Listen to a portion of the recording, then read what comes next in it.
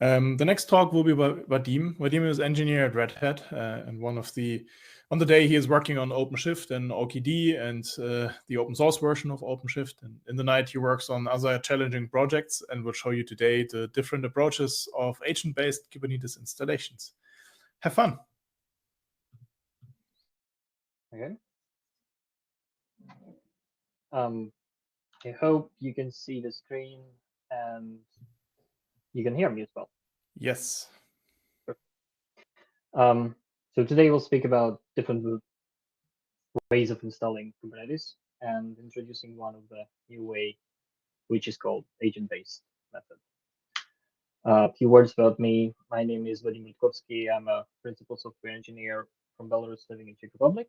I work for Red Hat in OpenShift department, and my job is basically to overlook the whole cluster lifecycle, helping customers to install clusters of various configuration, extend them, upgrade them, and manage all of them at scale. Let's look into the most challenging and common problems when you're installing a cluster and proceeding with the day-to things. First is all customers usually need to know if the installation method we provide is flexible enough to run on their infrastructure. So we need a very thorough description of the installation process, and the installation method has to be flexible enough. Another common problem is collecting debug information if the installation fails. Another quite common problem is that usually people don't just install one cluster, they install multiple of them. So the method has to be very resilient. That means you have to limit a set of user inputs so that the method would be reproducible over and over again. We want to make installation as boring as possible so that you could hand off the installation to developers or less technical users, and in general offer it as a service for inside the company or for the general public. GitOps is a buzzword people use a lot, and it's very helpful in a way that it helps tracking of who did what change and allows us to review things before they get applied, which is incredibly valuable for such a fragile thing as a cluster. That allows us to keep history of cluster changes, and the whole team is managing the cluster instead of one defined person. So here we meet a dilemma when we're picking which installer should we be using for this. There are multiple possible ways. The most common one is probably Vadim, but there are multiple ones like Kops and Kubespray need to be mentioned. And all of those installers are balancing between two extremes. One extreme is a very generic installer, for instance, Vadim, which only manages the parts which are essential for Kubernetes. They're not involved in preparation of the host. They're not involved in the network settings and so on. That means you have to come up with a way which installs the operating system and networks and so on. And that might influence the installation process and also needs to be accounted for. The other extreme is a very specific installer which targets, say, a specific cloud or based on Terraform and depends on what kind of providers would be used. That comes with a price that it may become harder to customize and rather complicated to update for the new methods and so on. This method is very complicated to be implemented for bare metal installs, for instance. These problems have led us to research on a new method of installation, and with a specific focus on bare metal and things to find a middle ground between those two extremes, focusing on the infrastructure which is provided by user, unlike what we get from the cloud and the great API. This method should have the following requirements, should satisfy the following requirements. First of all, it has to be boring. It has to hide complexity. It has to do a lot of things for the user so that they could focus on deploying their workloads into the cluster and not bother with silly things. It also has to be quite customizable so that it could fit on existing infrastructure or has to follow some specific requirements for the network, for instance. And this method also has to have a great feedback when it comes to the failures. It has to collect sufficient debug information automatically. This leads us to the idea of assisted installer. a tool which assists you during installation and identifies if the cluster settings are incorrect and if nodes are satisfying the necessary requirements, and if the installation itself is going smoothly. First, the idea came from reversing what basically Kubernetes does. Instead of provisioning the machine with real operating system and writing things on disk and starting with installation, we first should collect all the information we know about our hosts. In order to do that, we need to boot every single machine with a specific live ISO and have a special agent which collects the necessary information, and stores it in the centralized database. That database definitely should have an API, and so that we could build a pretty UI on top of it. Here we can see a screenshot from our service, which shows what kind of node is about to be joined in the cluster. What's its node capacity, what's its CPU is used, how many disks, and what are their types there, and what are the network interfaces there. This already helps us to solve several problems, like if your node is unable to run the agent at all, it won't be able to run the kubelet. So we filter out nodes which will not be able to join the cluster at all. We also have a full overview of all the available hosts we have, so we can later on assign different roles to them. And we also establish a communication channel between our service and the machine without any kind of SSH and more complicated things.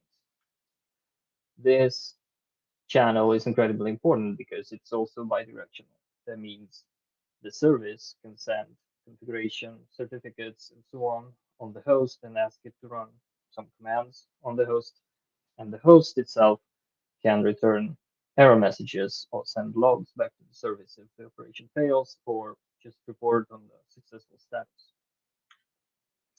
Since we already have a hosted service, we can build a pretty UI on top of it. In order to do that, we need a specific API. That means we also make it customizable so that users can interact with the API just directly bypassing the UI service.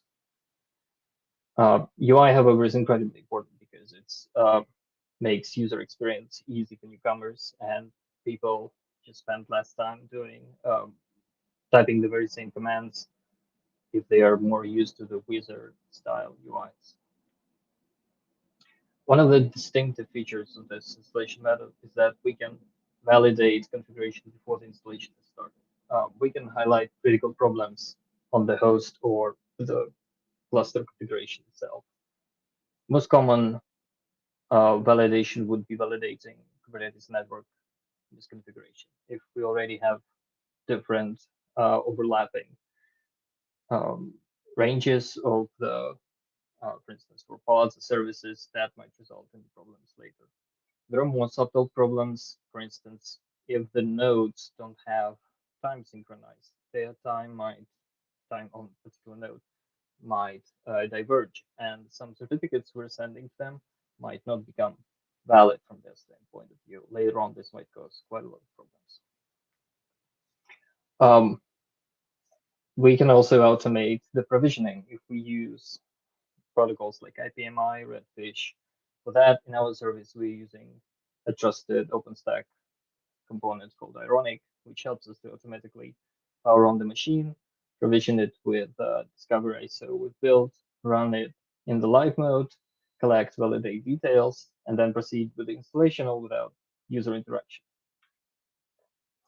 The progress is also, installation progress is incredibly important because it shows that the phases that the installation is passing through, and the users don't have to guess if the cluster installation is finished or not yet. You might also have heard about the cluster API's method of installing clusters, which is a great tool, of course, but for us, these features have not been sufficient. It doesn't allow us to prevent installation if we know that cluster configuration is incorrect. However, if you want to follow that route and combine the cluster API with the agent-based installer, tons of folks have created a great cluster API provider to do exactly that.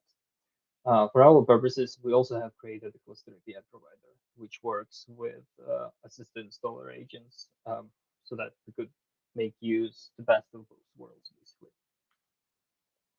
There are more challenging problems we would need to cover, and the most challenging is probably networks. In our implementation of this in OpenShift Assisted Services, we are relying on Network Manager on host to configure networks for us. And in order to generate the Network Manager configuration, we're using an state operator to build Network Manager configs from Kubernetes manifest. That also helps us to manage the cluster on day 2 as well if we want to change some network settings here.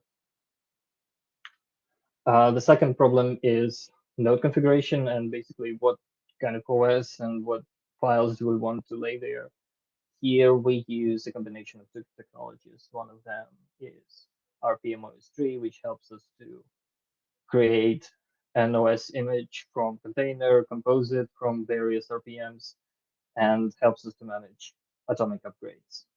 The other part is Ignition, which helps us to layer additional files for the configuration on disk and also manage it as a Kubernetes manifest. Both of those technologies are used by machine config operator, which helps us to set required files on disk so that user could also make use of it if it wants to add some more additional things. What if you would want to use it with a different Kubernetes distro? That would be a very, very challenging task because vanilla Kubernetes comes in different sizes and shapes. And in order to make a useful and viable services, you have to narrow it down to a particular scope. Like in our case, we're focusing on Network Manager. We also pre-select an operating system for you. We also bind the users to use Ignition and so on. If you want to use your own agent-based installer, you would probably have to make the very same choice, just like we did. Since we're also tracking the installation and all of its process, we can also collect pass rate, how many clusters we're able to install and which ones have failed in the meantime, how many have been canceled and so on. That helps us to maintain, to set a specific SLI for our team that we want to have a success rate of installations, for instance, so 75%. And if the success rate falls below, we are having a problem, have to fix the service. This helps us to treat this very service as an application, just like any other. Since we are deploying a service which has an API and it's a web service, we can definitely run it on Kubernetes as well. And since the inputs can be set as Kubernetes manifests, we can turn this into an operator or controller. That gives us an opportunity to declare the whole cluster as we want to see it, as Kubernetes, as a bunch of Kubernetes manifests. And the operator would do necessary API calls to the service, and the cluster would be installed in the end. Since we're talking about Kubernetes manifests, we can store them in a Git repo, get it applied by Flux and Argo, and we can use GitOps methods to create cluster. In OpenShift speak, this is called zero-touch provisioning, where a user doesn't touch the hardware, just types a bunch of Kubernetes manifests and feeds it to the operator. Operator does necessary things, and the cluster gets installed at the end. Let's do a small screenshot tour on the assisted services we've designed as of now. First, we start with a high-level cluster details, names, base domain, the cluster version we want to set, and so on, and then proceed. The next step would be generating the ISO to fetch information about the machines. There are 2 different flavors of this ISO. One is the minimal ISO, which only has the kernel and the bare minimum just to run the OS and fetch the necessary root paths from the service itself. This type of ISO is very useful in virtualized environment where network is usually provided by DHCP and usually pre-configured and can be considered stable. The other one is full ISO in case, which includes the rootfs itself, just in case you need to tweak more complicated network parameters. We also ask users to bake in their SSH public key so that they could SSH on the machine in case the agent doesn't automatically boot up, so they could fix the necessary problems they get there. Later on, we will not need it. Next, we are looking into the whole host inventory, like the list of discovered hosts we have. We can assign specific roles to them, be it control plane or worker. Immediately at this stage, we run validations. For instance, we don't allow control planes hosts to be running on HD disk because the entity will be very unhappy. We also require all host names to be distinct so that they could join as different nodes, and a few more. Next, we can specify the cluster network settings, be it IPv4 cluster or dual stack. We set CIDR ranges and can tweak into more complicated things. After that, we can start the installation, and we greet it with a wizard which shows us which stage are we at, which host is doing what, and just an overall status of the install process. Next, we are done. Once we're done, the wizard will show us the web console URL and the generated credentials to get started for the users. It also gives you a link to download a kubeconfig so that you could immediately get started with this cluster. Let's look into more specific details and problems we're solving. Here is an example of how we define a network configuration for particular hosts. We can set that we need two interfaces with these MAC addresses, and we want them to be joined in a bond with this address, and parameters set like this. This manifest is handled by an mstate operator to set the necessary parameters on the node. Next, we can also define our hosts as bare metal hosts in case they support protocols like IPMI and Redfish and so on. We can set the address to their bare metal control interface, link to the secrets where their credentials are stored, and we can set that we don't want to clean it up if the boot fails for further investigation. For instance, the OpenStack Ironic would do all the necessary steps, provisioning, powering the host on, first of all, running discovery ISO, collecting details, fetching back, all without user interaction. And in the end, this agent-based installation method gives us quite a few benefits. First of all, validations. They help us prevent no entity failure configuration before touching the host itself. It gives us pretty API, which allows us to build flexible and UX rich applications on top of it. And this method allows us to use it to be used in various infrastructures customers want to make this run on. And that's pretty much it.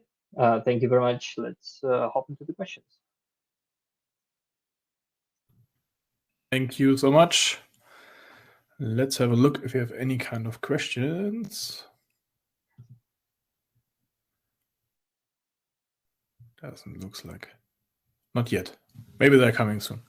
I would be interested in what do you think are the biggest challenges when you're talking about doing these kind of installations?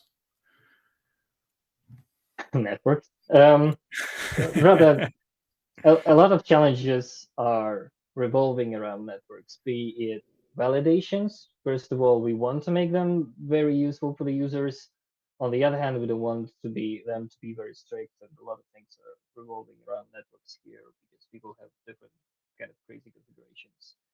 The other part is shifting validations before we write something on the disk, because people get very annoyed if we destroy all the disk they have marked for installation and they have selected the invalid settings. But for technical reasons, we're gonna run some validation before we get things the whole started. So inventing ways of running validations in the live ISO has been quite interesting and very, very challenging.